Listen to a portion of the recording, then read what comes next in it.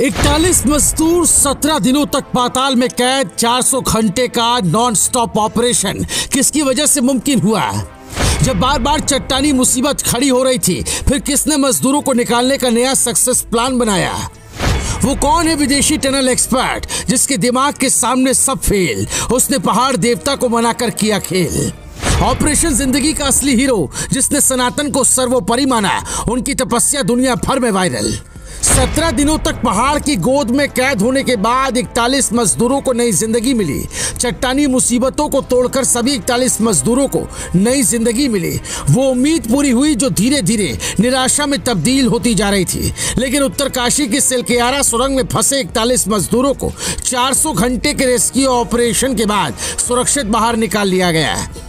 वो अब खुली हवा में सांस ले रहे हैं। सिर्फ 41 मजदूर या उनका परिवार ही नहीं, समूचा देश खुशियों से झूम रहा है। तो इसके पीछे है मंदिर के बाहर नतमस्तक ये शख्स जिसका नाम है अर्नोल्ड डिक्स। अर्नोल्ड डिक्स पिछले एक हफ्ते से मजदूरों को बाहर निकालने का रास्ता तैयार करने में जुटे थे। Arnold Dix International Tunnelling and Underground Space Association के प्रेसिडेंट हैं। डिक्स भूमिगत और परिवहन बुनियादी ढांचे में एक्सपर्ट है। वो न सिर्फ अंडरग्राउंड कंस्ट्रक्शन से जुड़े जोखिमों पर सलाह देते हैं, बल्कि उन्हें इसमें महारत हासिल है। वो इंजीनियर, वकील, जियोलॉजिस्ट भी है। उन्होंने मेलबर्न की मोनाश यूनिवर्सिटी से साइंस और लॉ में डिग्री ली है। अर्नोल्ड डिक्स जिनेवा के International Tunnelling and Underground Space Association के चीफ हैं। इस ऑस्ट्रेलियाई एक्सपर्ट को 20 नवंबर को रेस्क्यू के लिए बुलाया गया था। इन्हीं के निर्देश पर रेस्क्यू का पूरा काम चल रहा था।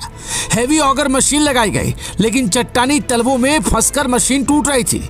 हर तरफ निराशा थी, रास्ता नहीं दिख रहा था। लेकिन अर्नोल्ड डिक्स ने दावा किया था कि सुरंग में फंसे 41 मजदूरों को क्रिसमस से पहले निकाल लिया जाएगा। लेकिन सब कुछ असंभव सा लग रहा था। डिक्स ने पहाड़ देवता की साधना शुरू की।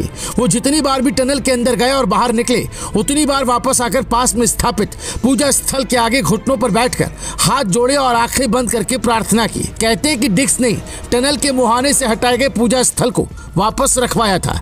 कहा था कि हिमालय ने गुस्सा दिखाया है, उन्होंने मजदूरों को बंधक बनाया है। अब हिमालय ही जब चाहेगा तब उनको छोड़ेगा। अर्नोल्ड डिक्स ने इससे पहले 41 मजदूरों को सुरक्षित बाहर निकाले जाने की कामना के साथ 28 नवंबर की सुबह पूजा की थी। उन्होंने उत्तराखंड के मुख्यमंत्री पुष्कर सिंह धामी के साथ बाबा बौखनाथ की पूजा अर्चना की थी। बौखनाथ देवता का मंदिर टनल के ठीक ऊपर बना है। बहुत देर तक डिक्स वहीं बैठे रहे। रामायण में श्री राम ने समुद्र देवता से भी कुछ ऐसे ही मदद मांगी थी। जब बात नहीं बनी तब हिंसा चुनी और नतीजा निकल आया। अर्नोल्ड ने कहा कि उन्होंने भी पहाड़ से अपने बच्चों की मांग की। वो ऐन मौके पर हमसे खेल कर देता है। डिक्स ने यकीन जताया था कि पहाड़ हमें बच्चों को सौंप देगा। सबसे अजूबा तब हुआ जब इसी पूजा स्थल के पीछे चट्टान पर पानी की धार निकल गई और उससे बाबा भोलेनाथ की आकृति सी बन गए।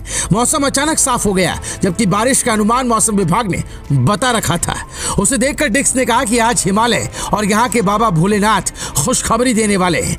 दोपहर होते ही वो चमत्कार हो गया जिसका इंतजार 17 दिनों से समूचा देश कर रहा था। अर्नोल्ड डिक्स ने कहा है कि पहाड़ों ने हमें एक चीज सिखाई है कि विनम्र रहिए। डिक्स ने कहा कि मुझे कहते हुए अच्छा लग रहा है, क्योंकि ऐसा मैंने कभी नहीं कहा। डिक्स सनातन विश्वास से अभिभूत थे। Bureau report, रायशुमारी।